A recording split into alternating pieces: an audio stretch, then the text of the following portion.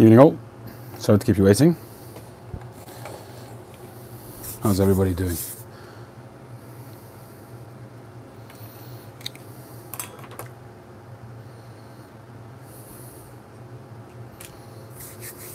The Bumbling Piper, good evening. Can you all hear me?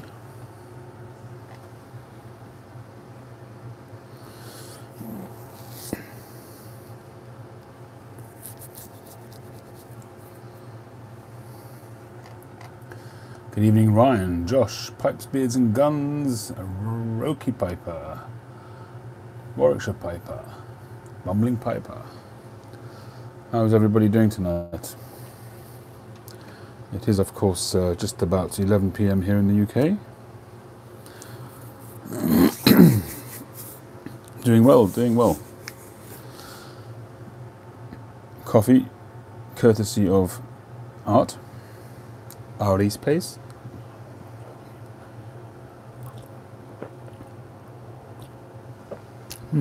Zen Pants is nice. It is nice indeed. I have to be completely honest that it no longer holds the legendary status for me, but that's just me. It is an exceptional blend, but and the same goes for lots of Jermaine's blends. They are an exceptional blending house, but once you have a chance to, evening Tim, once you have a chance to explore and to experiment, then you get to enjoy lots of other tobaccos, and of course it all depends on your palate as well and on your preference. So there you go. But it is an exceptional tobacco, and the hype is logical. Whether it's correct is really a matter for each person, but it's logical because it is good, and its scarcity obviously is going to lend to that hype. Whether that's intentional or not, difficult to say. Some people would have you believe that it is intentional. Some people would disagree with that.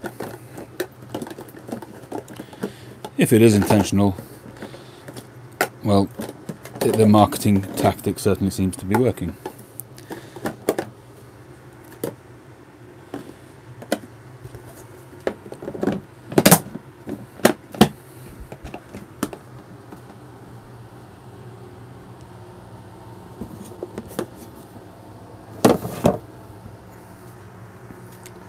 Before I open that Shelton tin, I'm just trying to find a Dunhill Navy Rolls tin. I'm sure I've got one open somewhere to compare it.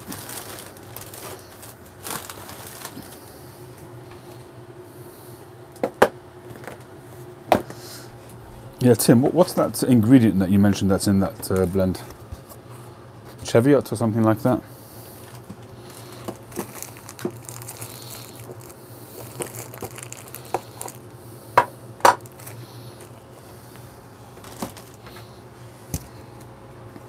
Good evening, Aces. Good evening, Ryan. I think we saw you already, Ryan, didn't we? Yeah.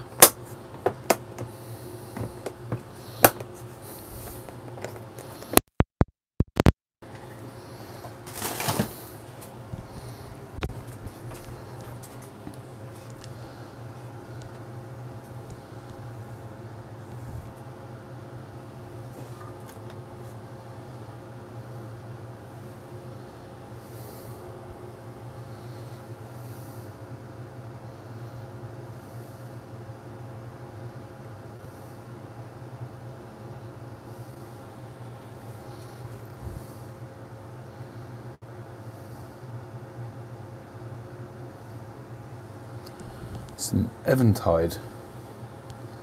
Okay, I'm not sure I know what that is. Excuse my ignorance.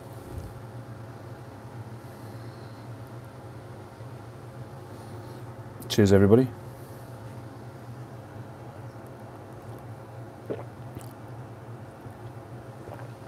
Oh, is that the Sheraton version? Is that the name for the Sheraton one? Eventide. Well, I just, yeah, cool. Just if you caught it or not, I had the video up a couple of days ago. I just tried for the first time some of the actual Nightcap, and it was a really tasty blend. Really enjoyed it. If I would have tried it a few months ago, I probably would have dumped it because I wasn't smoking Latakias, but thankfully now we're sort of back onto them. I'm not smoking them all the time, but certainly enjoying them when I do smoke them. And I was very impressed with the Nightcap. It's clear to see why so many people absolutely adore it, and it seems to fly off shelves whenever it comes out in America. And here in the UK, in the Dunhill shop, they certainly said that it's going to be the one, that and Navy Rolls, but probably Dunhill Nightcap, that will be depleted before any of the other blends. But I'm going to slowly work my way through that tin and see if it warrants buying more to have in my cellar.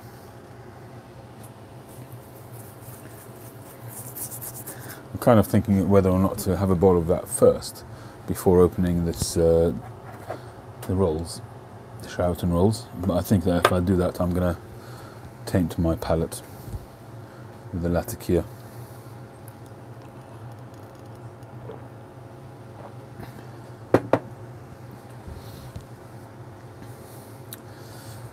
So what's up with this business at Gatwick Airport? I can't get my head around it. I mentioned it in one of my videos. I just don't understand why it disrupted the airport for so long. I just don't get it. Evening tree. Ryan, Elizabethan and Navy Rolls. I've only come recently to Elizabethan as well, but to me they're completely different beasts, completely different, even though they're both vapours. To me they're just completely different. The Navy Rolls to me is a very smooth, easygoing, sweet, mellow vapour, whereas Elizabethan is much more rough and ready, in your face perique, and a much more punchy blend. That's my take on it anyway. But as far as going back to the Gatwick Airport debacle, has anybody got any grip on this and understand what the whole issue was? Somebody mentioned, I think it was Smoking Grandpa Bones, on one of my videos, and he commented and he said that, hi Cobbs and Bryce, he mentioned that they have that every so often in America on at various airports over there, but it's not something which grinds the whole thing to a halt for 1.5 days and puts off 140,000 people off their flights. I just don't get it, and I just keep thinking that there's more to it. And Josh will say, conspiracy. Hi Matches, evening. Thanks for joining. Been enjoying your videos recently. I started watching your rewatching your live, but I haven't got through it yet. I don't know about UFOs, but it just seems just so far-fetched that it should stop an airport for so long. I just don't understand it, and I really do think there's more to it.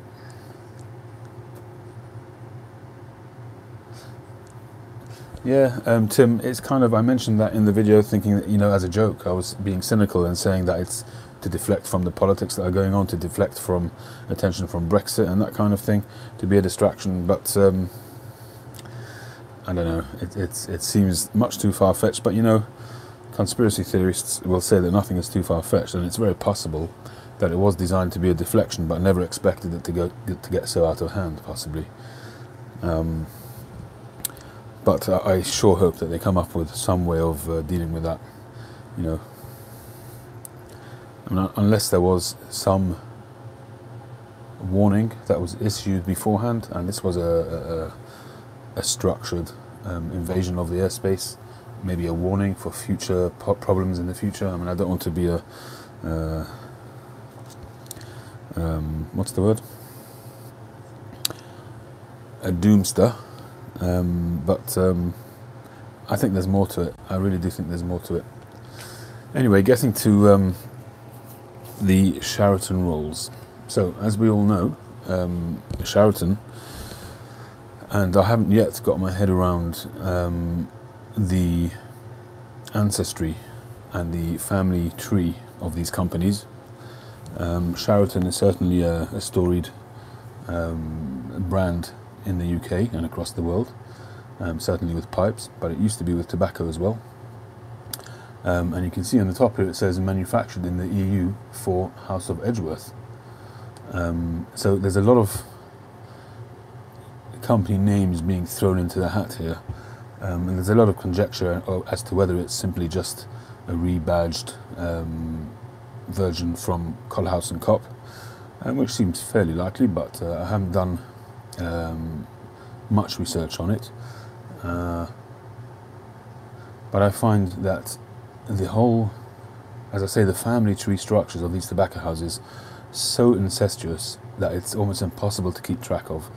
I really have found it very hard, and it kind of becomes a bit of a joke, really.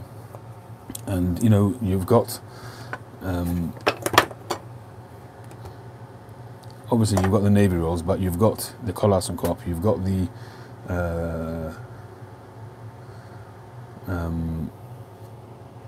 Peter Stokerby Luxury Bullseye Flake. You've got the cask number, whichever one it is, number 7 is it, from Camoys. You've got the Colhouse and Cop version. There's so many of these Navy roll style tobaccos, and it's altogether possible that they're all the same. Certainly the ones which have got the bullseye, the Cavendish centre, they all seem to be identical. So anyway, let's get this underway and we'll see what we make of it. So this is the Dunhill. This is actually an older iteration of the ones which are still just about around on the market. This is a 2012 tin, but it's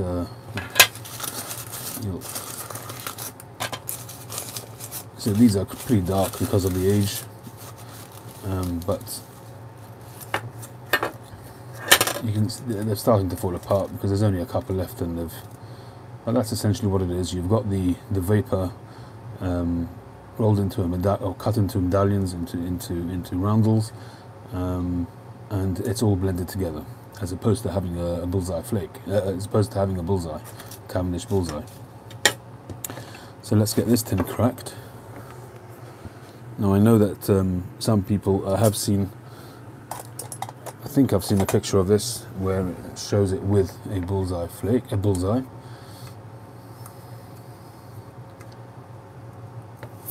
Interestingly, this is these are not so high, these tins, which is also slightly mind-boggling because we've all been sold on the idea that they have to be like that in the UK, and suddenly we're able to get that. I'm quite happy about that, but still interesting nonetheless.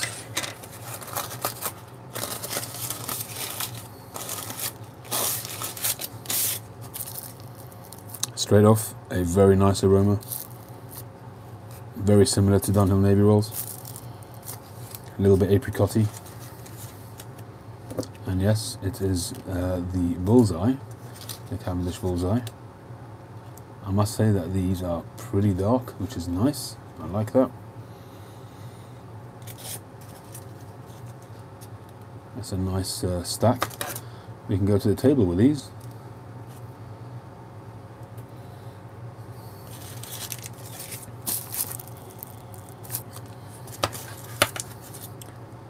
There's a fair bit of moisture there.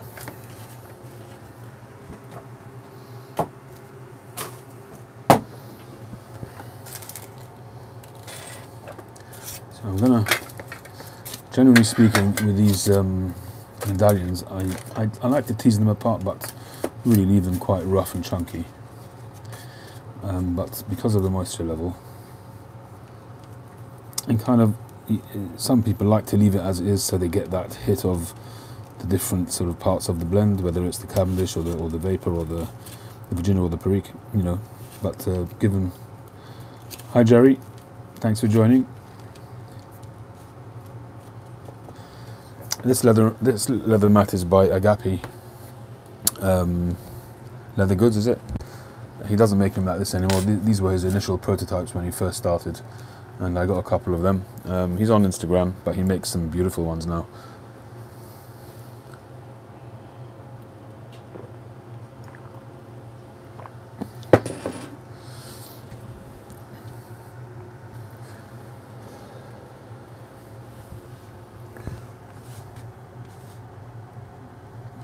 Yeah, it's still a little bit moist. I'm going to give it a couple of minutes just to get a little bit of air to it. I must say it's rubbed out really easily, and rubbed out fully. This would basically be a ribbon. It's really thin, not as chunky as, for instance, any of the flakes that you'd break down, especially the McBaron. The McBaron flakes, they really sort of break up and rub down to be quite a thick, almost a broken flake, which is what they are essentially, but they don't come down to this kind of level.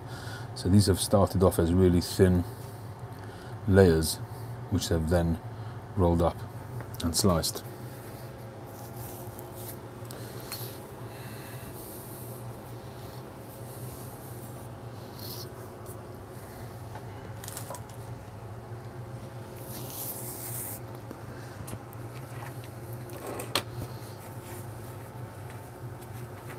Throw the razor out. Well, I haven't been clean shaven for going on 30 years, but my beard is trimmed.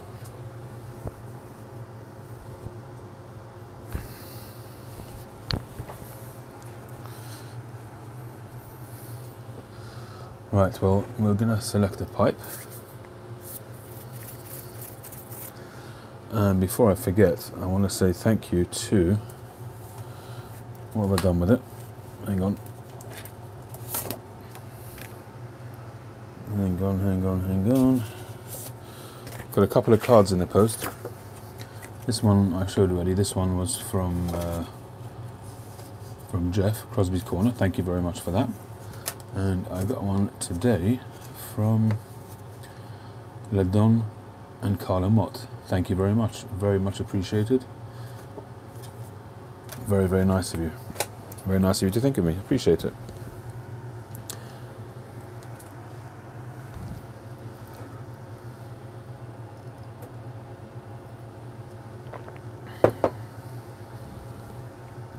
$17.92. Is that a? I haven't smoked that. Is that a Lakeland? Is that one of those Marmite blends? You love it or hate it?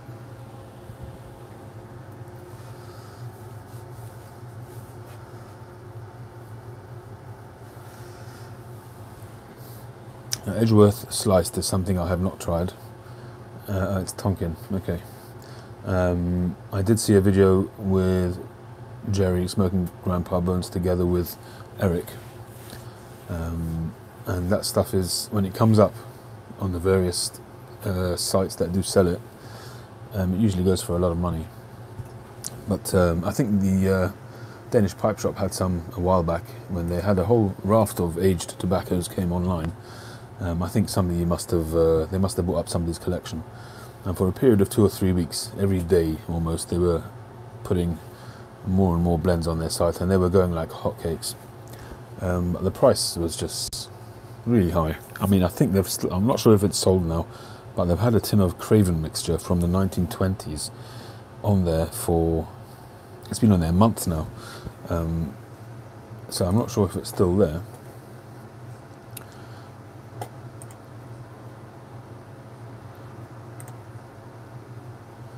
Just going to have a quick butcher's and see if it's there.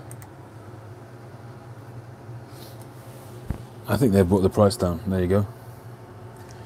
Craven curly cut. And the description. John, you may remember this stuff. Not saying anything about your age, but just your expertise. Vintage pipe tobacco from Danish Pipe Private Collector. We have one tin sealed of the famous Craven curly cut. We are guessing it's from the 1940s. Okay, not the 20s, the 40s. 199 euros. So you're looking at something like $240, something like that. That's a lot of money for a It's a 100 gram tin. Okay, so that's 3.5 ounces, but still, it's a lot of money.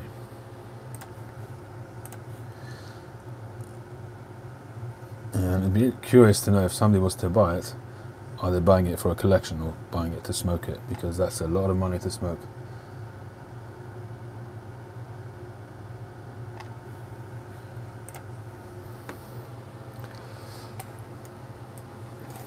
Yeah, I mean, look, you're buying it from a website, Oaky Piper, you know, and they've got a business to run, they've got to make money, so presumably they've paid somebody for it, and they price it accordingly.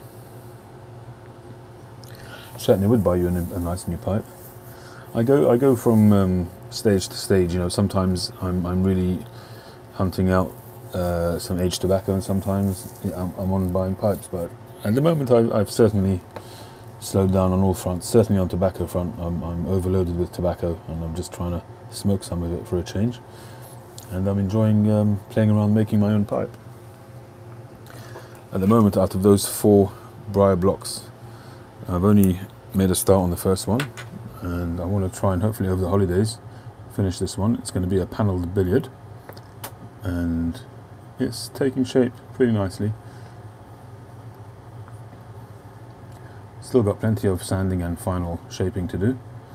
Got a little bit of a sand pit there, which I'm going to leave. I mean, I'm still got some sanding to do, so it may improve, it may get worse, of course.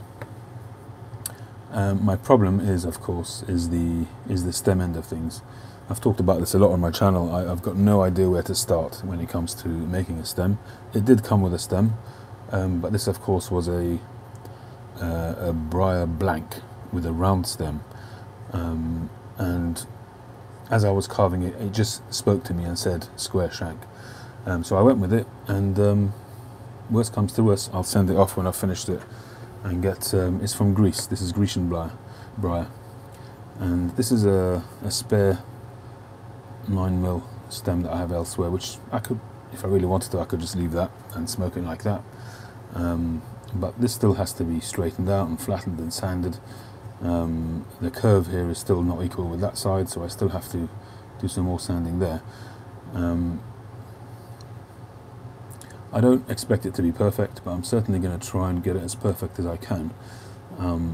The danger, of course, is that knowing when to stop, and I think that's with all pipe carvers, that's where the skill, no, that's a stupid thing to say, that's not where the skill lies, but part of the skill is knowing when to stop.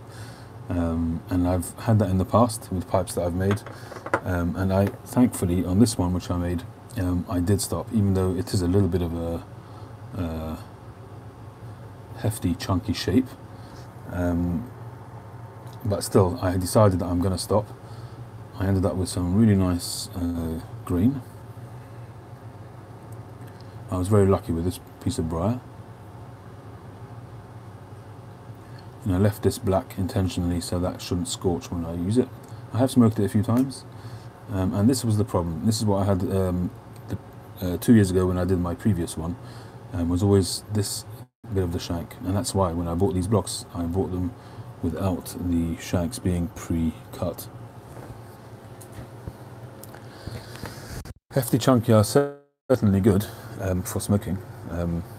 Not always, but often. You know, obviously you've got more chance of keeping it cooler.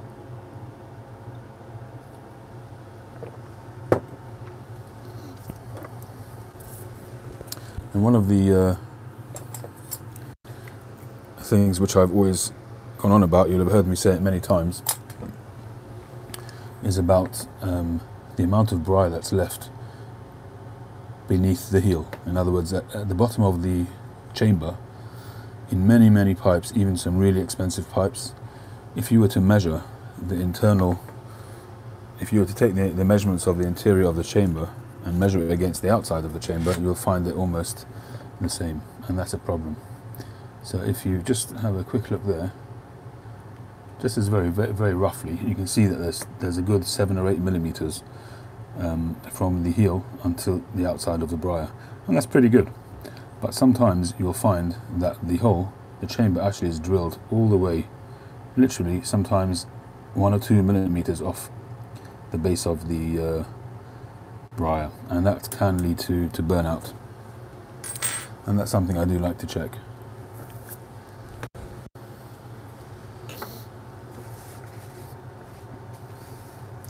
Incidentally, to all those people who've been waiting patiently for stuff which I've either sold them or have gifted them, everything went out on Friday. So half of it went like 10 days ago, Monday, a week and a half ago, and the rest of it went on Friday. And there's only one more package to go, which is for Art, and that's not for something he's bought, but it's something I've told him that I'm going to be sending him, but I'm not ready to send it yet, for a reason he will find out in due course.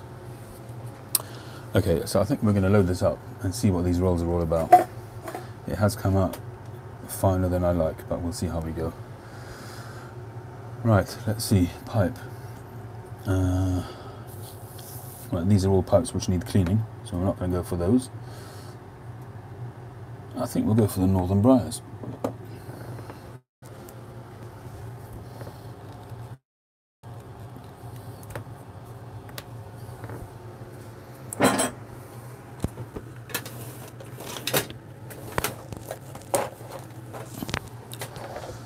Sorry, I've run out of filters on my desk.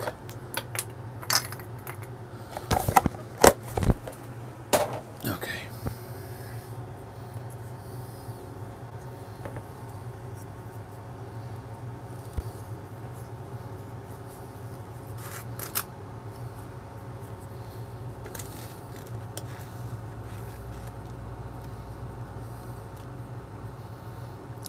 Yeah, I hear that road glide, because obviously a 55, the Saki pot, as it's sometimes known, does go quite deep beyond the base of the chamber.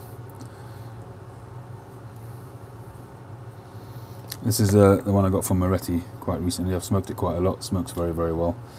Does not suffer from what many of my new pipes suffer from, which is that new pipe flavour. But that one doesn't. Northern Briars, generally speaking, don't suffer from that at all. This RC Sands I smoked earlier today.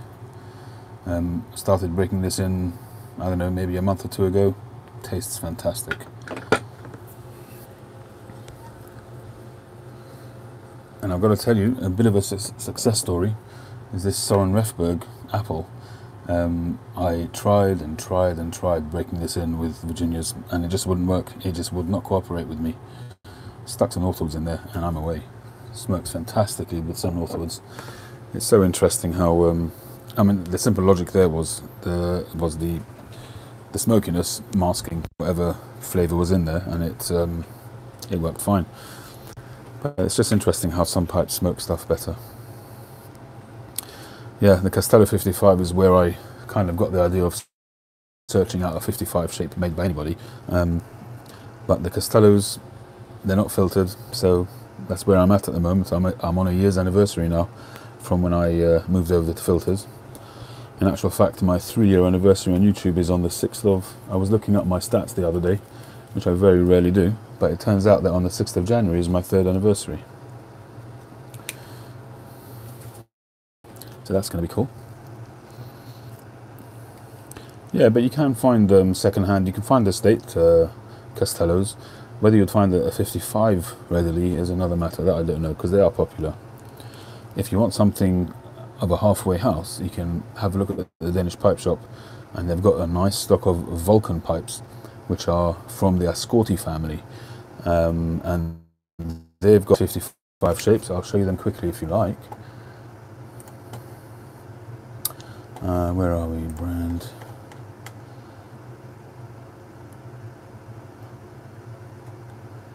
Hang on, where have they gone?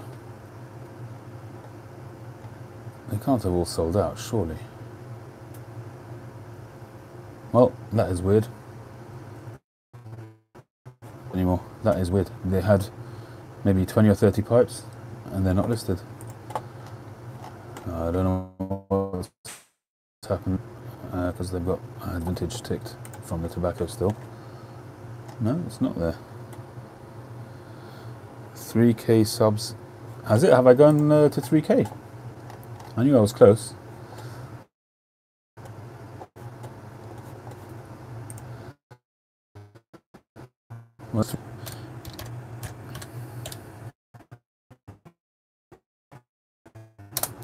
When I search Vulcan on the site, it does come up. So just to give you a quick view, there's one. Okay, it's not going to look like a Castello, fair enough, but you get the shape. 133 euros, which is not bad. It's okay, it's acceptable. What I don't understand is why I can't find them on their list. That is weird. Something weird with that. Let me see what else they've got. Here's another one.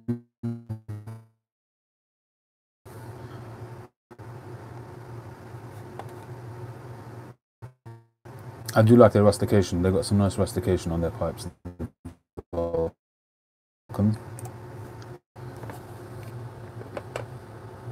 Am I on the tobacco list? You are so right. Twit or what? There it is.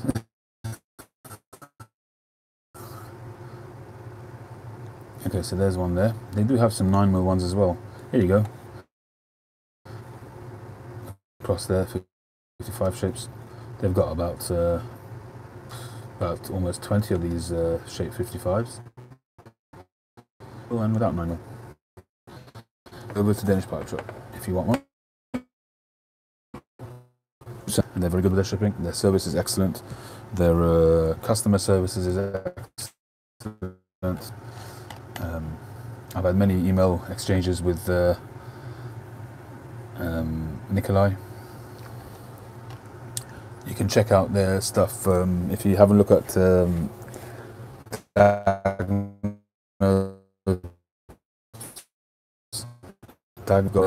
they moved to really nice modern premises. I really would like to go there one day.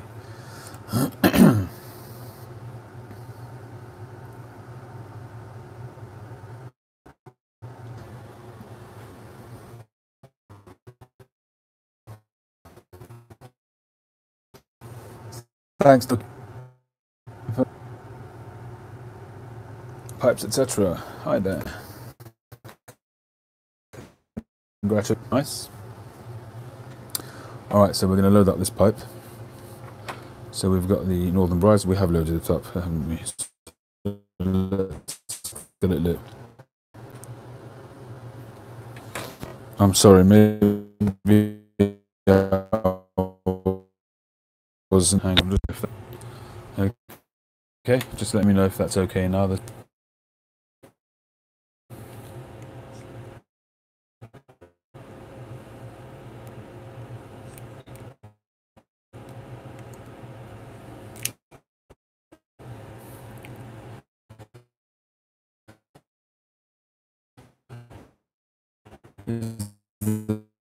it sound okay at the moment? Or just kidding?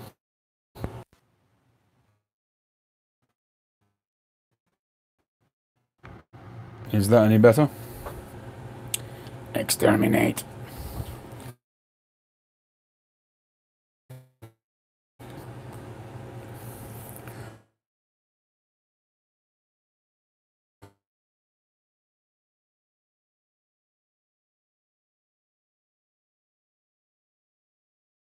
Is that what is it? Let me pull the mic out.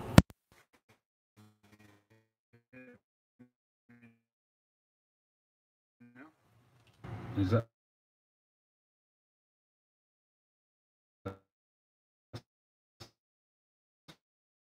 sounding?